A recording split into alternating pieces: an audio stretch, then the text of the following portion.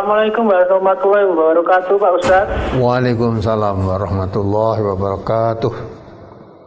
Ini Pak Ustadz, kami mau bertanya, minta tausiahnya.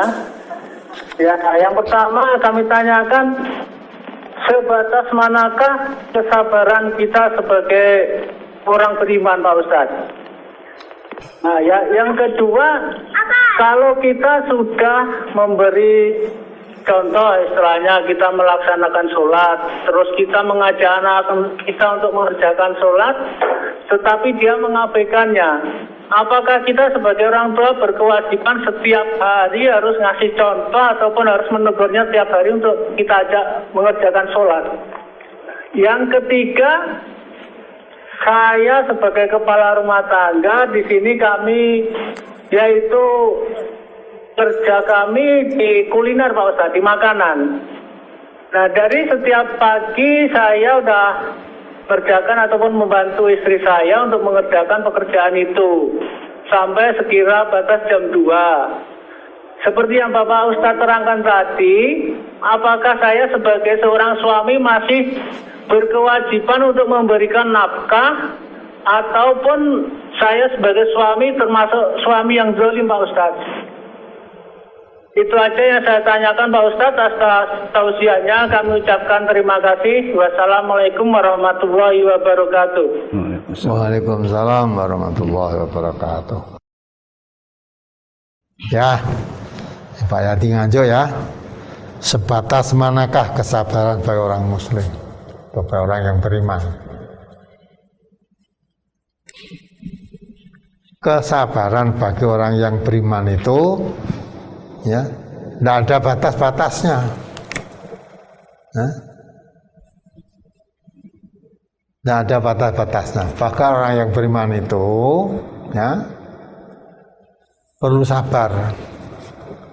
Sabar itu ada. Sabar itu tetap melaksanakan kewajibannya, baik dalam keadaan suka maupun duka. Itu ya. Kemudian apabila dia diperbuat salah ya, orang yang beriman memaafkannya, walafina aninas. Jadi orang yang bertakwa itu alladzina yunfiquna fis sarai wad dara wal kadhiminal ghaidha wal afina 'anil nas.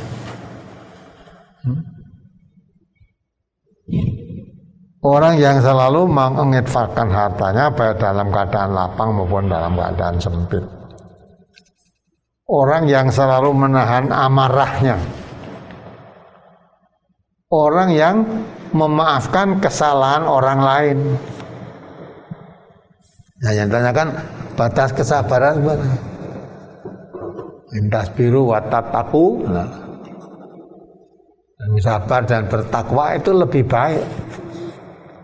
Jadi jangan ditanyakan batas kesabarannya sampai di mana. Perlu dimengerti sabar. Ya, sabar itu selalu melaksanakan taat, ya, selalu menghindari maksiat, baik dalam keadaan suka maupun dalam keadaan duka. Nah, itu menerima kenyataan apa yang ada dengan ridho kepada Allah. Ya, maka kalau menerima apa yang terjadi itu dengan ridho pada Allah, itu orang yang sabar. Nah, itulah. Maka kalau ditanya batas mana sabar orang yang beriman, ya susah dari batasnya, tidak ada batasnya. Sabar itu selalu dalam susah maupun ya senang selalu sabar. Kalau diberi kesenangan sabar, bersyukur, mungkin dekat pada Allah. Ya, diberi kesulitan sabar tetap. Ya, maka dikatakan oleh Nabi itu sangat menakjubkan bagi orang yang beriman itu. Bila diberi kenikmatan dia bersyukur, diberi kesulitan dia sabar. Syukur dan sabar itu dua tempat yang selalu dicintai Allah. Kalau sabar, innallaha ma'as-sabirin, Allah menyertai orang yang sabar. Kalau syukur, la in syakartum la azidannakum, kalau diberi nikmat bersyukur, Allah menambah nikmat-nikmatnya itu. Maka kesabaran batas iman itu nggak ada batas kesabarannya. Menempatkan diri selalu, orang yang beriman selalu sabar. Ya, dan yang kedua, kalau kita sudah memberikan contoh sholat, kemudian mengajak anak untuk sholat tapi anak menolak, apakah kita harus mengingatkan setiap waktu sholat? Nah, iya, ada kewajiban. Itu mesti salah didik ngajari sholatnya. Kalau menurut tuntunan Nabi, anak itu dibiasakan sholat sejak umur 7 tahun. Ya, kalau 7 tahun itu dah biasa sholat, ya, sedang bermain, dah waktu ini sholat, panggil untuk sholat.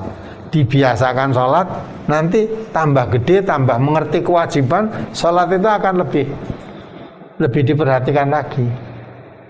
Kalau masih kecil 7 tahun tadi kan tidak mengerti kewajiban sholat, nah, tidak sholat bagaimana, ya tidak mengerti. Sampai itu ya memang tidak sholat pun tidak berdosa, tapi membiasakan, kebiasaan itu. Walaupun belum mengerti manfaatnya, tapi kebiasaan yang sudah biasa dilakukan, kalau kebiasaan itu baik akan mapan jadi baik.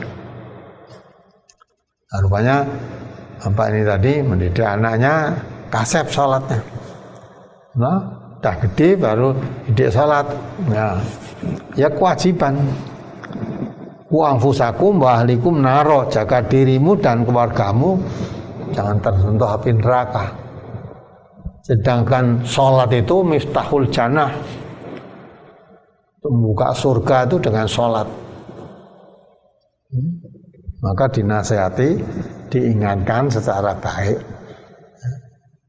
Kalau ada waktu, ya, tidak waktu sholatnya ada dipanggil sholat, ya, ada menyisihkan waktu untuk menasihati, ya, tentang tidak pas waktu sholat, dinasihati tentang manfaatnya, perlunya sholat dan sebagainya. Nanti jelaskan gunanya sholat untuk manusia sebagai manusia itu terhadap Allah apa, jelaskan. Nanti lama-lama masuk, buka kesadarannya. Kalau dia sadar sebagai seorang, ya, diciptakan oleh Allah beribadah untuk sholat, bagi orang Islam apalagi nanti kan wajib sholat, itu insya Allah lama-lama akan mapan.